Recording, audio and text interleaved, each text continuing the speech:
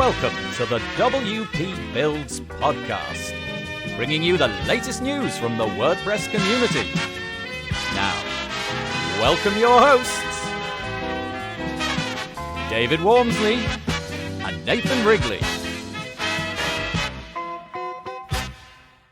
Hello there and welcome to the WP Builds podcast. Thank you for joining us again, I really appreciate it. And if this is your first time, let me introduce myself. I'm Nathan Wrigley and this is episode number 180 entitled WooCommerce versus Other Options.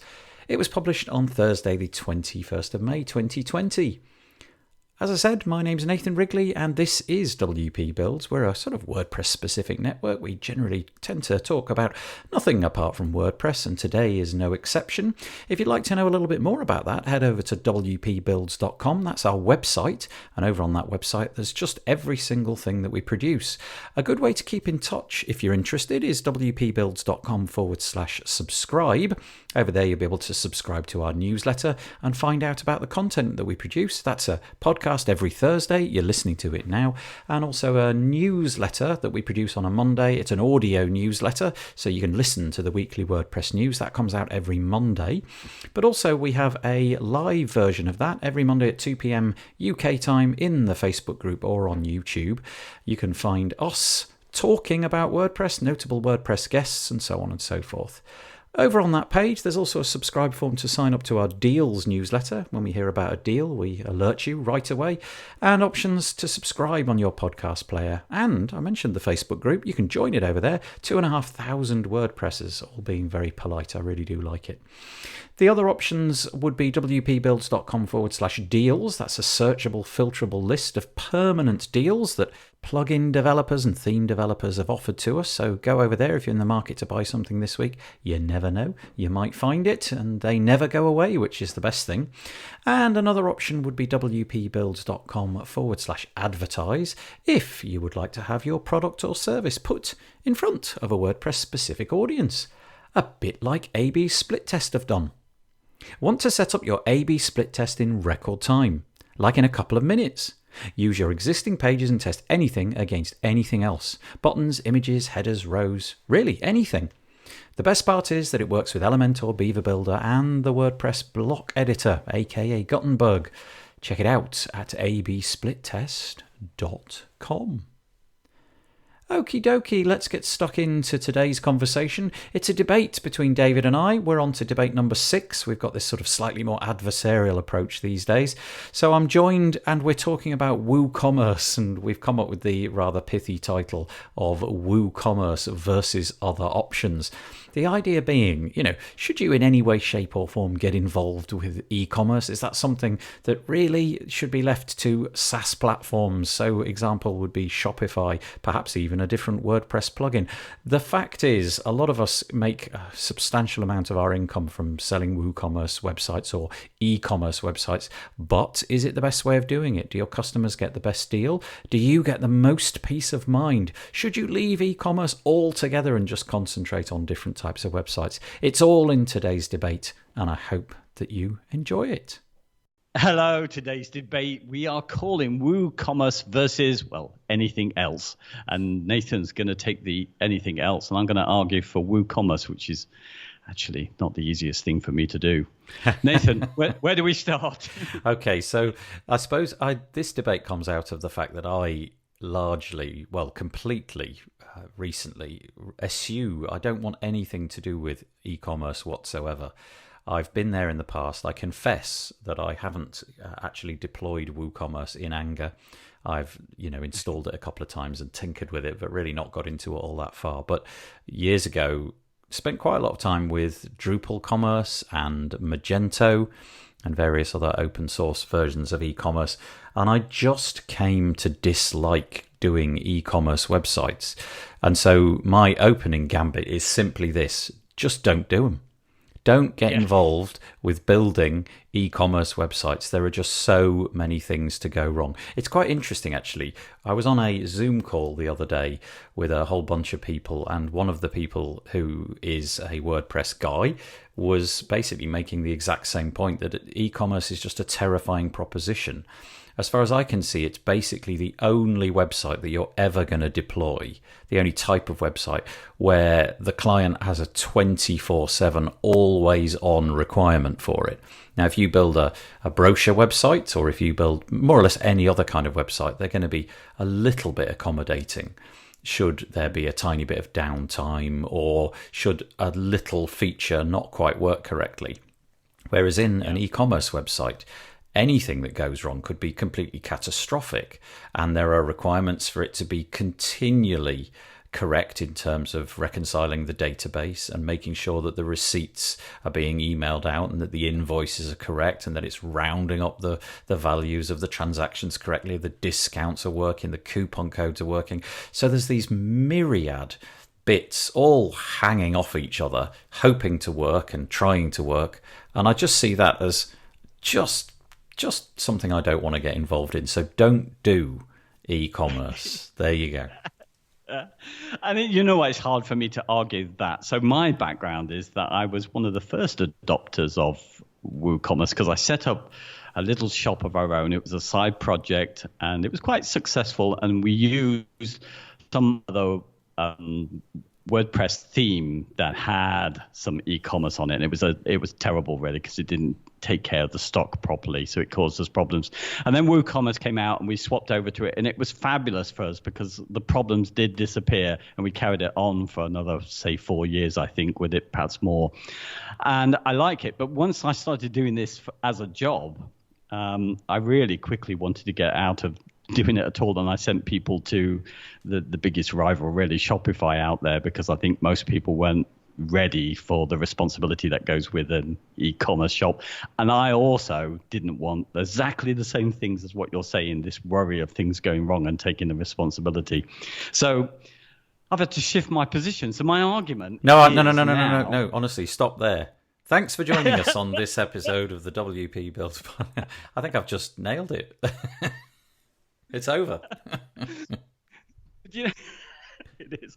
And you know why I've got back into WooCommerce, and only just recently, and I think it's a few things have changed. So page builders have made it a lot easier to adapt the layout. So that was always tricky because clients then wanted to have their vision of how their shop would look. That's made it a lot easier to move around the dynamic stuff within WooCommerce. So that was an advantage, and some better themes which had things that we need to get through various plugins.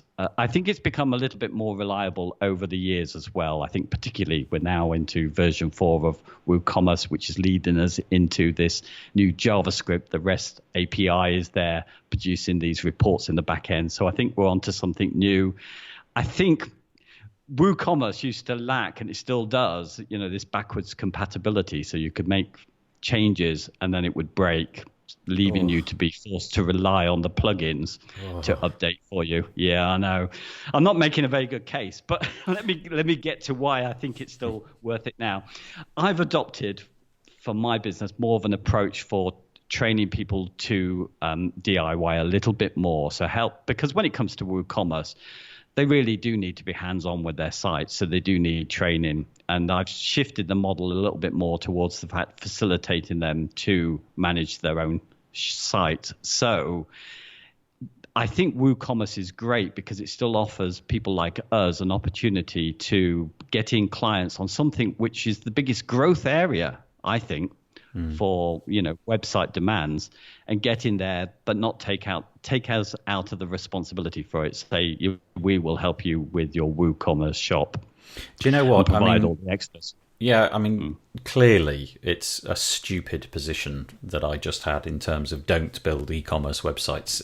That works very well for me, and I am more than happy with it. And I honestly think that it will take some cataclysmic event for me to revisit that. I really don't foresee doing e-commerce websites anytime soon. I am going to hand those over to companies who do that, and that's what they do, which we'll get onto in a minute, or I'm going to pass them on to people who I know. So I am, although it was kind of a spurious argument, clearly there need to be e-commerce websites.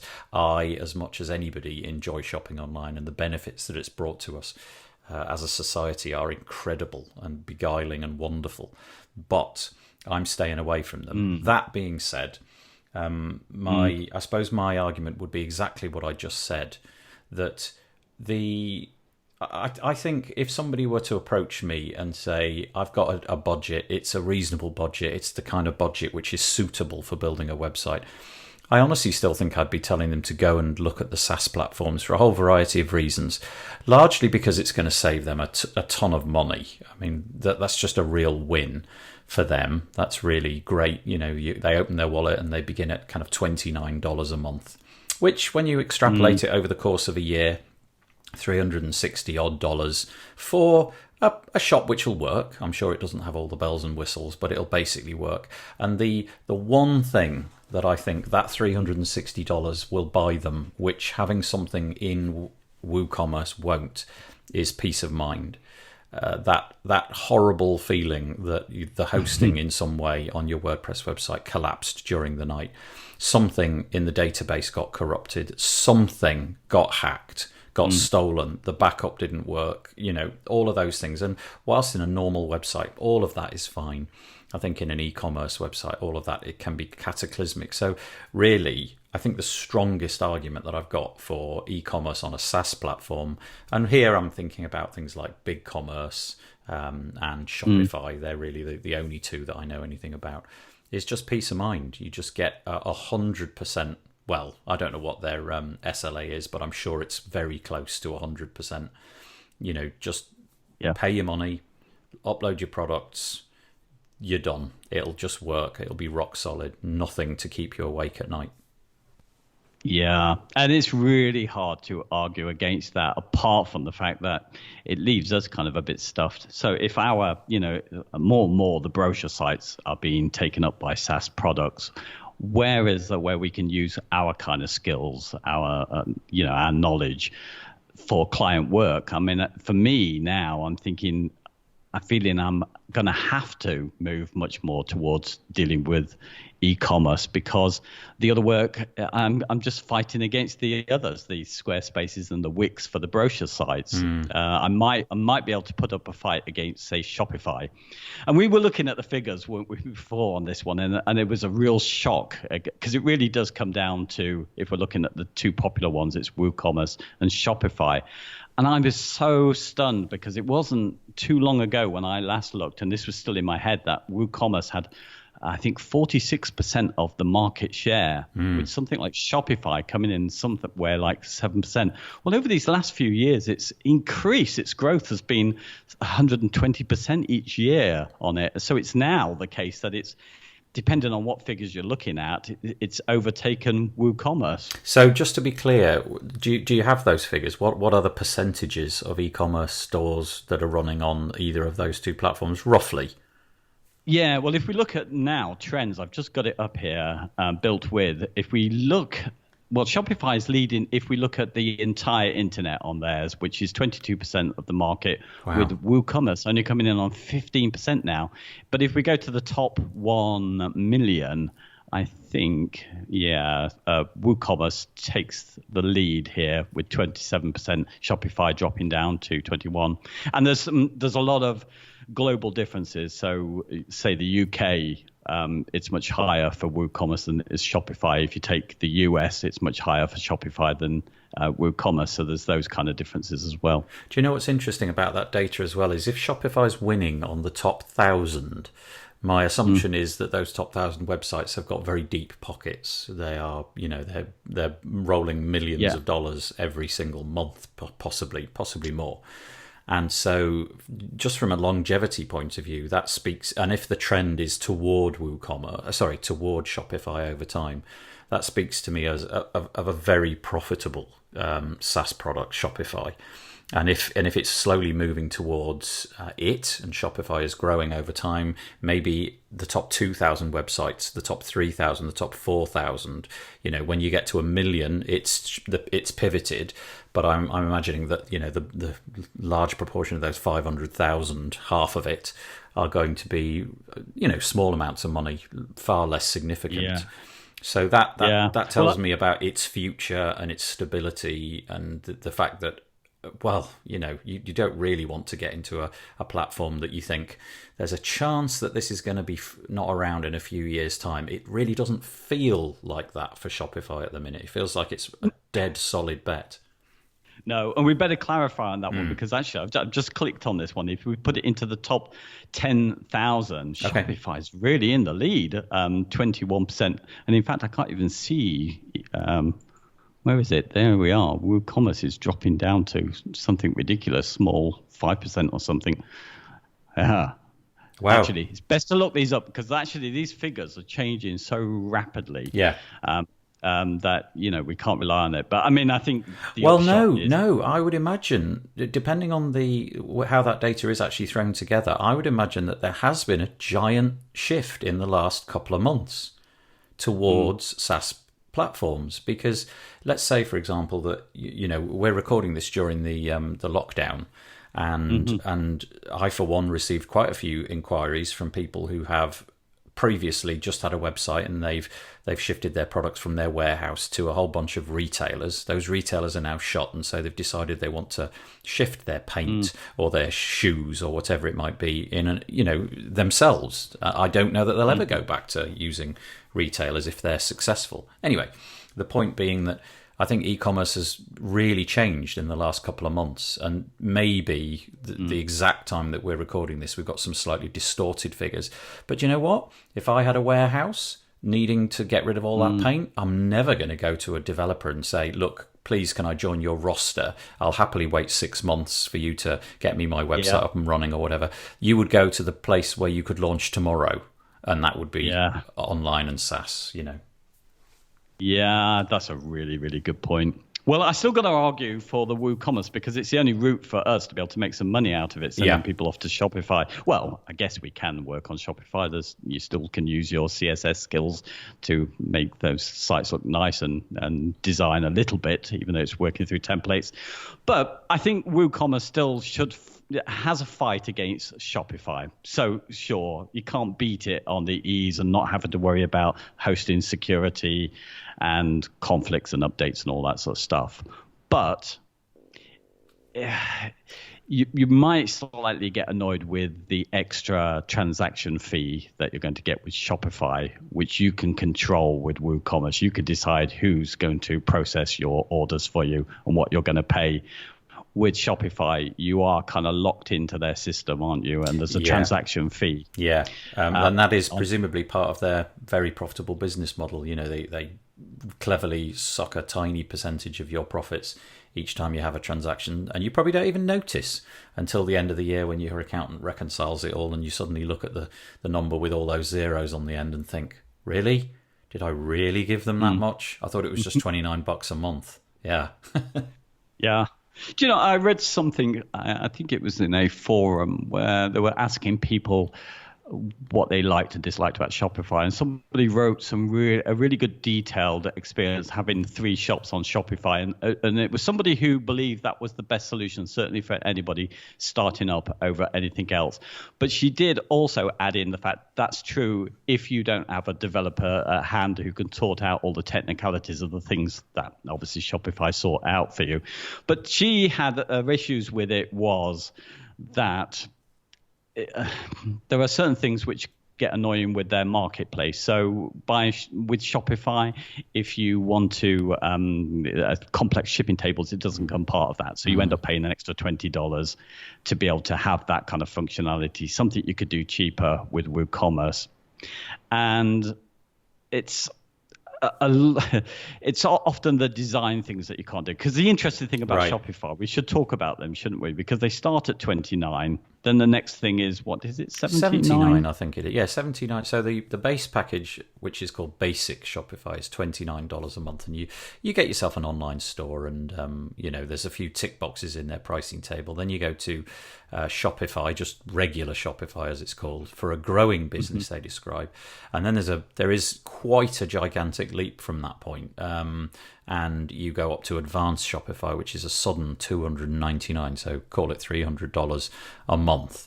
And for that, you get a few extras, but it at that kind of price point, those few extras do seem somewhat expensive, I have to say.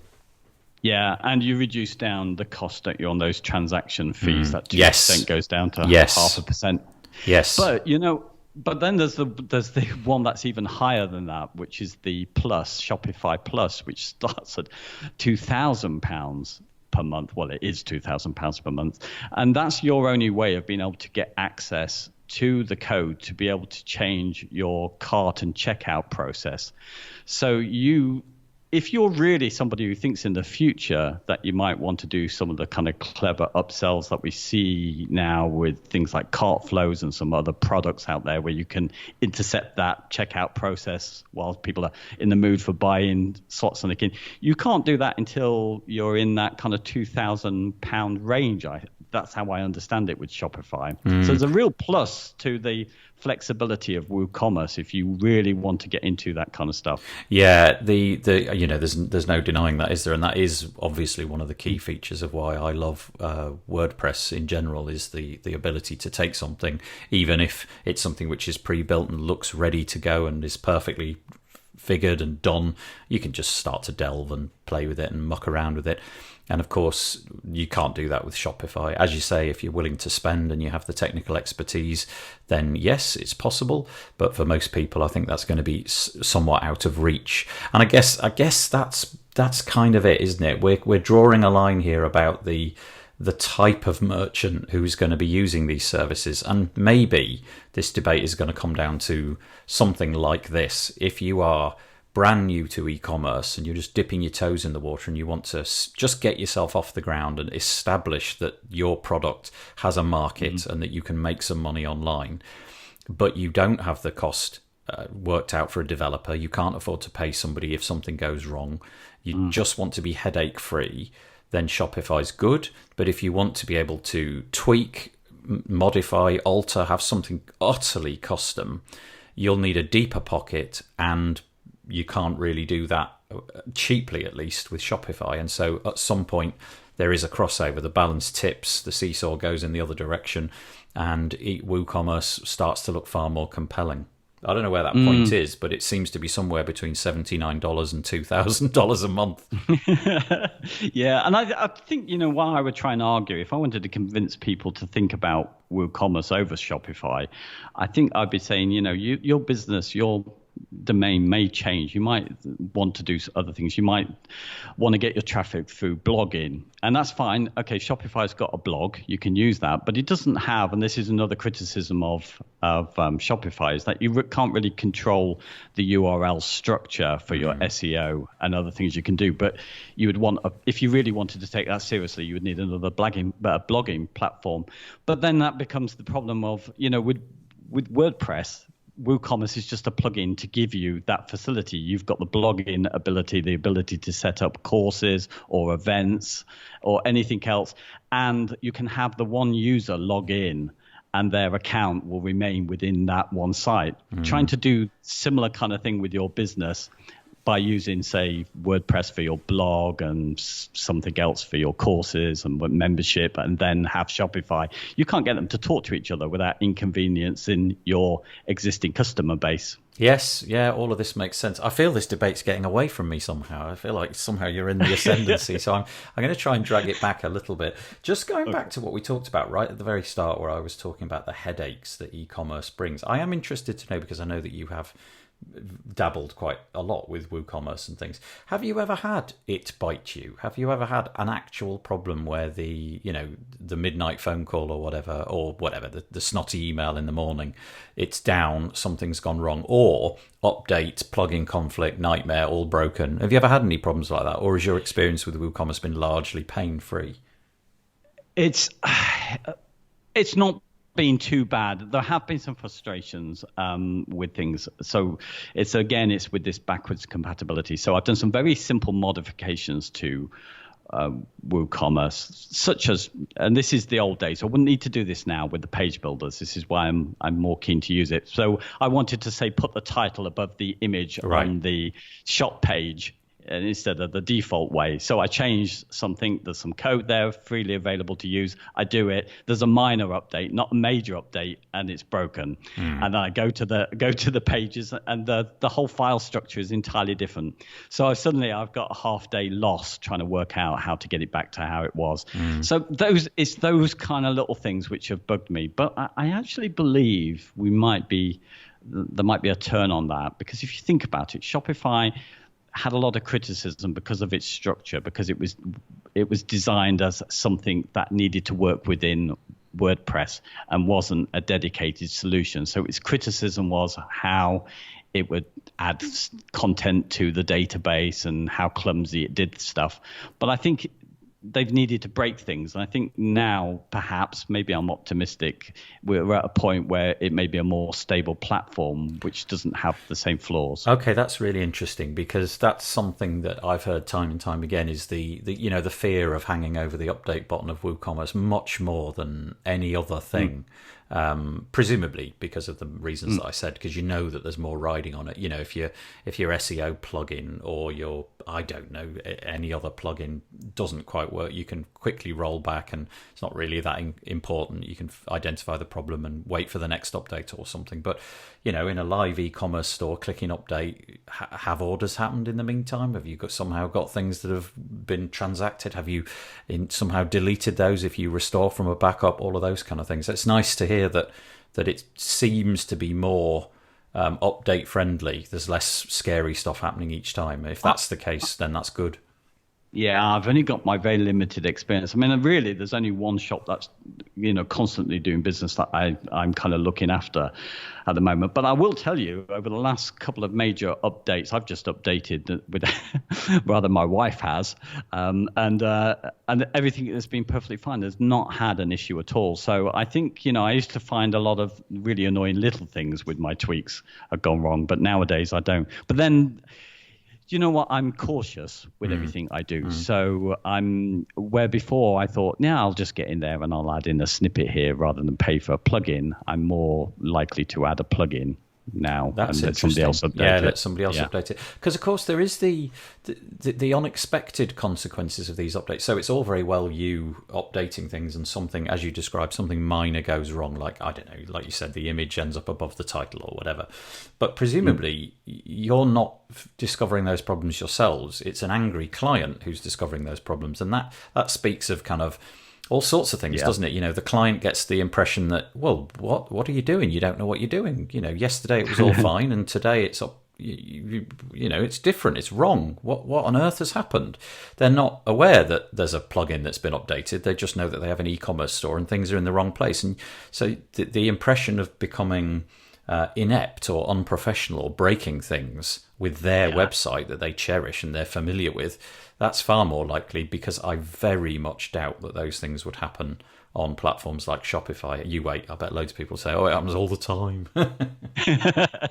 And in all honesty, again, it's really limited knowledge. So I'm not a big user of WooCommerce. But when it comes down to those kind of things, the things that I used to be fearful with before WooCommerce was stock control. But in terms of getting those orders through and the statistics that I have on what's happened and them getting the emails have all been kind of fine. Things have worked on it. It has actually, the only issues I've had have tended to be things which we could find on other sites, have been display issues and small things like that. The actual functioning, people getting paid at the right time, and the communication and the stock control has always remained correct in my experience with WooCommerce. Well, I guess if it had fundamental problems with those exact things, it would be dead in the water, wouldn't it? Nobody would ever use it if stock control and invoices going out simply didn't work. But it is interesting, because obviously with things like Shopify, everything's under one platform. It's developed by presumably a fairly well-paid and adept team of developers, and everything's going to work. Whereas my impression of WooCommerce stores is, and you only have to look around, WooCommerce itself has many, many extensions, that you can extend it with plugins, I should say. And then, of course, you've got third-party retailers like Yith and so on, who also offer these functionalities. They all bolt in. They're all relying on core updating in a timely and non-breaking way. So that would worry me as well. The fact that you come up with this complicated store, you've got the budget, you make something complicated, but then it's a jumble of spaghetti, and it's hanging together by plugin authors who you really don't know what they're doing. So that would cause so much anxiety for me. I think so. I personally, and this is an argument for WooCommerce as such, but I think if you are getting involved in something like that, I think it makes sense not to go that approach where I think, one school of thought, it's not mine, is that, if you're developed, the client doesn't need to know about what they're using. They just want it to work. I wouldn't want to personally take that responsibility. I want to say, yeah, you're using this WooCommerce extension here and let them know about all the caveats that go with that. Because none of us can guarantee, can we, a conflict between these two plugins. But do you know what? The same thing I believe does and can happen in Shopify, because you do need to extend in the same way you do with, because WooCommerce does work. The basic thing works and gets a shop up and running for free. Just you need to provide your hosting.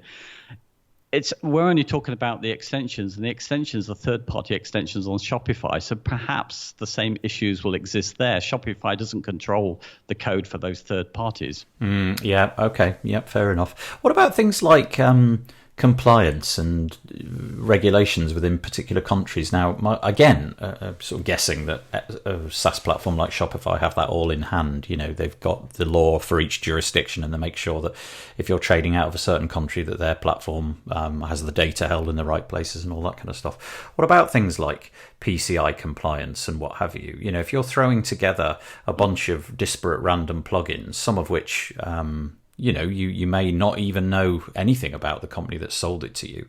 How do you manage stuff like that? How do you make sure that you are compliant, that your hosting meets the right requirements, and that your code is all completely legit, and that it's not scraping credit card details, which of course we now know has happened in the recent past? Yeah, and this is where I end up falling on your side with this stuff. I mean, I'm quite happy the fact that there's only one gateway provider really that I would use, which is Stripe, because it takes care of all that stuff with its JavaScript. And of course, you'd have to be absolutely cautious with the kind of plugins that you put into the install. So I think WooCommerce is restricted in that area. I wouldn't touch it unless it was, I don't think I would want to be taking on that responsibility of adding in other payment gateways through other software that wasn't official software. Do you know if WooCommerce offers that kind of compliance? So let's say, for example, that you just use WooCommerce and you integrate it with Stripe. Are you done? Is that fine? Are you compliant in just about every jurisdiction? Are you good to go to sell things with a WordPress website with WooCommerce using Stripe, or PayPal's a different case, but are you okay with that? Does that meet all of the requirements? I don't really know, but I believe that's the case. All you need is you just need a Let's Encrypt certificate, and as long as you're using Stripe, they take care of that through JavaScript, and you are PCI compliant. Then that's my understanding. Yeah, it's interesting though, isn't it? But because both of us obviously work with WordPress quite a lot, and both of us don't know the answer to that question, and it's the kind of question that presumably somebody knocking on your door wearing a suitable uniform might not say is a suitable answer. You built the website. There's been fraud. You don't appear to know whether it's compliant or not. Come on, governor, accompany us down to the station. We've got some questions for you. Again, it's these kind of things.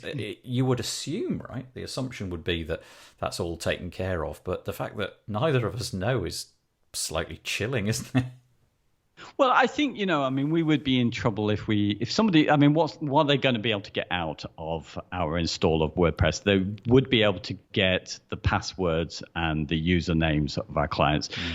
It would be up to Stripe to ensure that the credit card details that they typed in, that becomes their responsibility. So, using Stripe, we are protected in that way. It wouldn't be our problem. It would only be our problem if we let our sites get hacked and they got hold of their usernames and passwords. But that would apply pretty much to, many sites that we set up. Yeah. And, if you're blogging as well, you could have that kind of information lost as well. Yeah, or at least. I think it was somewhat of a spurious argument, but interesting, because there were a little spate of plugin problems lately reported on sites like WordFence and so on. One of which was, and I didn't really investigate the details of this, but one of which was scraping the credit card details before the payment was processed and sending it off to a third-party server somewhere. And so the the problem there was that there appeared to be nothing wrong. The transaction went on as normal in the normal way, but the code was written in such a way that it before it sent it off to wherever, I don't know. I doubt that it was Stripe. It was probably some other place, but it got scraped and sent to somebody else, and then obviously 6 months later, a year later, whatever, that then gets used. And boy, imagine if you're the owner of that shop, you don't really have too many answers for law enforcement at that point, do you? Other than, yep, it did do that. My site did that. Yeah, and we don't know this. This is one to speculate, but would there be any more protections from plugins that you got from the repository from WordPress that you installed into that than you would over Shopify? Yeah, it's interesting, and it's these sort of questions and the lack of clarity, and also the sort of fear of being told off by the jurisdiction.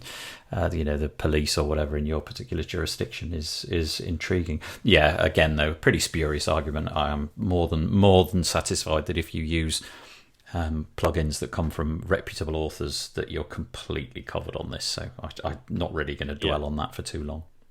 No, I think there's a lot of nuances here, and I've never got straight on this one because I've read stuff on the Shopify side where they're saying, you're not covering properly, or at least it costs you extra money to cover sort of taxation or the handling of taxation for the UK and other places. But then I've heard equal kinds of arguments as well against WooCommerce not having a plugin that does that. So I think when somebody would really need to do their research, I think, on which to pick on this, if they've got particular requirements, legal requirements.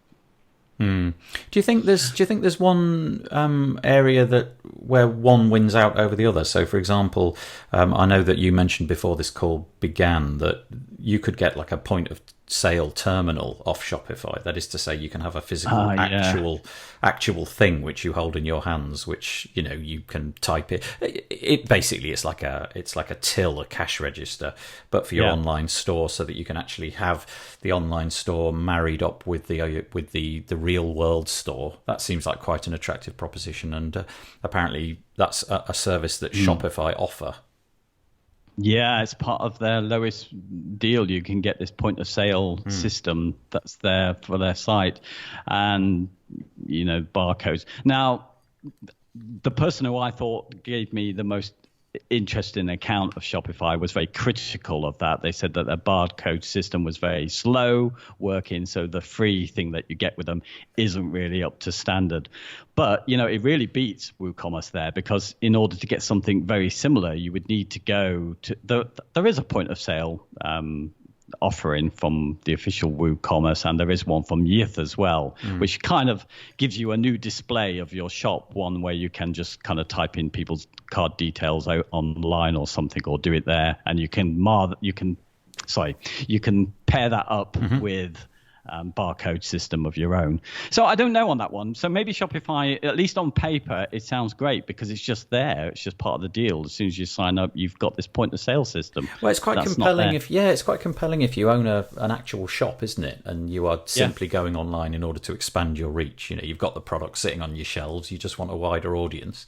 That is quite compelling. And I have to say that increasingly, when I go into small independent little stores, although it may not in any way be connected with Shopify, I'm seeing more and more of those like funky new little terminals where there's like something like akin to a tablet, an iPad or equivalent attached, and then there's some sort of little separate cash drawer, and clearly it's connected to the internet in some way, and you can swipe your card on the little detachable bit and so on, and those giant companies that ran cash register networks, they seem to be losing out to presumably companies like BigCommerce and Shopify, who are able to offer these much more affordable, stick it in a box, you can receive it within 24 hours and get your cash register going through us. It's quite a compelling offer, and maybe it's a loss leader for them, but it gets people through the door. Yeah, and what's going to be interesting about this debate is going to be different, I'm sure months down the line. I mean, the interesting thing is the pairing up with WooCommerce with GoDaddy, isn't it, at the moment? Will that increase the amount of users of WooCommerce, and will that, carry on stimulating the kind of offerings we've got to WooCommerce. That's the big fear here. I mean, if Shopify keeps increasing at the rate it is, it could push out WooCommerce, and then hence the sort of development or all the extra add-ons for WooCommerce will slow down. Yeah. I'm hoping that's not the case. Yeah. Interesting that, because the time that we're recording it, GoDaddy have joined up with WooCommerce. Whether or not this deal will still be around in times to come, I don't know. And also it seems to be being A/B tested on us, because I could get the banner 1 minute and then it was gone the next minute. But WooCommerce have joined forces with GoDaddy, offering 3 months for $3 of hosting, plus about £800 worth of extensions to WooCommerce. There are 34 included at the time of recording this podcast. But although I'm going to ask you to come on my side for a moment here, David, you weren't that taken by the sort of depth of the 34 extensions on offer. You weren't convinced that they would be something that you would be making a good store out of. No, I think because the big items there, things like subscriptions and bookings, you may not want those. And maybe the plugin that you want is conditional shipping and payment options or something, which won't be there. So, even though you've got this big price tag or all this stuff you could use, I just don't think you would ever get to one single shop would ever use anything close to half of what's being offered. Yeah. So Yeah. It sounds like a great deal, and I think the hosting's a great deal, and I think the partnership would be a good one. My first reaction to this was, oh no, because I want to be able to sell WooCommerce to people and have them come on my hosting and care. I can't compete with this. But looking at it again, thinking just on practical level, it's just looks great, but it probably isn't going to help. Right. There's not the exact array of extensions that you want. No. Okay. No. Speaking of, extensions and pricing and all of that kind of stuff, interesting, because I know that one of the things that has put people off WooCommerce in the past is the fact that they feel that they've been bitten by what can only be described as, well, backtracking on promises. Is that too strong? Of pricing that was offered that was then kind of reneged on or modified in such, I'm sure in terms of the terms and conditions, it was probably completely legit, but a lot of people were up in arms. And so that kind of speaks as well. Now, whilst we don't have any cast iron guarantees, it feels like Shopify, it would be suicide to try and put their prices up significantly in a very short space of time. Madness if they did that. Who knows? They might. But you do feel that over time WooCommerce have done that. They've taken away things that they offered, and they've bulk pricing and things have gone. Lifetime deals have sort of gone by the wayside, and so that's kind of a bit of a concern as well. If you're developing on this stuff, suddenly a shop that you were able to offer profitably might suddenly become unprofitable when you've got to renew your licenses. Yeah, I felt that was unfair, and that really put me off WooCommerce for some time. I mean, the only thing I'll recount the things that have changed. So the first one was when it was Woo Themes that owned it rather than Automatic as they do now. The first one, the big controversy back in 2013, was that they took away sort of overnight the lifetime deals on the extension and turned them into subscriptions. They turned that around again and allowed people to keep them as lifetime deals. But it set off the whole GPL club things with WP Avenger, first GPL club there, offering those extensions. So they started that off. But now since Automatic, we've had two changes, which was the dropping of the 50% renewal discount. That was a huge impact on people and unexpected from Automatic. And then just recently, the bulk buy-in reduction in costs for developers of a particular extension has now gone. So these three increases, unexpected ones. So I completely get that. But can I make the argument for why it might be kind of reasonable against, say, Shopify? So I think they're bringing themselves more in line with Shopify, but largely Shopify could be a lot more expensive. So if, say, subscriptions, you're going to get that for $99 through the official channel if you want the official WooCommerce subscription from their marketplace. But it's going to cost you there's a certain element of free up to a certain number of purchases. And then I think the options there are $39 per month. So, and I think it's similar with kind of bookings plugins as well. So you could say that as it stands at the moment, there's still, in terms of cost, it probably is the case that the official WooCommerce ones are cheaper than the official Shopify ones, or the well-known Shopify ones. Just about, yeah. Do you feel then that they're just trying to keep in line with the pricing that would, let's say, for example, you've got a store which is costing you $80 a month on Shopify. They're just trying to keep in touch with those prices. In other words, whatever Shopify charge, that's how WooCommerce feel they can charge. They're trying to create some sort of parity, maybe slightly cheaper. But, as opposed to just going for whatever would be the norm in WordPress, they're just trying to figure out what the norm is in e-commerce.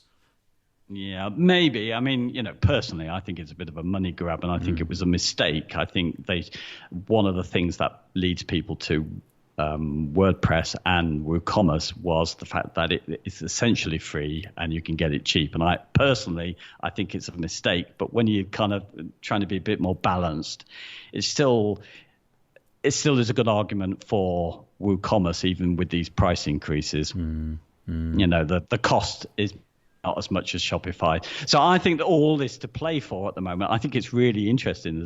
I think there's a big fight on between these two. Yeah, and really interesting. They've taken on some big names like GoDaddy to help them with the the marketing of that. I wouldn't be surprised if we saw some television commercials, or certainly a big spend on online advertising, Facebook and so on, with the kind of money that GoDaddy can bring to bear. It's quite an interesting offer just to get out in front of things like Shopify, because I confess I don't think I've seen television adverts for Shopify, but I've certainly seen a phalanx of online adverts for things like that. And obviously, if the market share is dropping for WooCommerce in the way that you've described, then that's something that they need to be really mindful of. The last thing that they want is to have a product which is completely unsustainable and development stops, and then whatever you want to do, you're forced to go with some sort of SaaS solution. As always, we've got nowhere. We've reconciled nothing, and we're no wiser than we were 40 minutes ago. It'd be interesting to revisit this sometime, because at the moment I'm saying there's a route for people like us to be able to make some money out of Shopify and help clients along the way at the moment. But I wonder if that position will still be the same in a year's time, because I've swapped sides a few times. Do you know what? There's so much stuff that I'm now putting into SaaS buckets. It's quite normal. Things that I once thought were absolutely, sacrosanct, like music, which I bought on CDs and vinyl back in the day. I've now deferred all of that over to, Spotify or something equivalent. I think maybe the shift is changing a little bit, and for all the reasons that we've outlined, or at least I've outlined, I think we'll see Shopify and other such things growing, especially in the current times where it's important to get yourself up and running immediately and for very little upfront cost. There is one thing I should say, just for clarity, that if you look at the growth in WooCommerce, it's definitely still there. It's not that it's maybe losing out in market share, but both are growing. Oh, well, that's good to know. Yeah, that is good to know. And on that point, shall we knock it on the head? Yeah, indeed. That was good. Thanks, David. Yeah. Thank you. Bye. Bye. Well, I hope that you enjoyed that episode. It's always fun chatting to David about these things. We always take an adversarial approach, although it does, I have to say, remain rather polite and convivial throughout the whole thing, which is very nice indeed. Anyway, you never know. Maybe there was something in there of value for you. Are you firmly in the I'm never touching e-commerce? Are you firmly in the I'm always using e-commerce? Perhaps a little bit of both. Maybe you've dabbled in some SaaS platform. Anyway, please reach out in the comments over on the wpbuilds.com website, or perhaps you could go over to our Facebook group, wpbuilds.com/Facebook, and let us know what you think over there. The WP Builds podcast was brought to you today by A/B Split Test. Want to sell your A/B Split Tests in record time? The new A/B Split Test plugin for WordPress will have you up and running in a couple of minutes. Use your existing pages and test anything against anything else. Buttons, images, headers, rows, really anything. And the best part is it works with Elementor, Beaver Builder, and the WordPress block editor. go check it out at absplittest.com. Okay, WP Builds does a lot each and every week. Maybe we'll see you back here next Thursday for a podcast episode, or failing that, perhaps Monday, when we will release the weekly WordPress news and also have our live session at wpbuilds.com/live. Either way, stay safe. I hope you have a nice week. And I'm going to fade in some cheesy music and say bye-bye for now.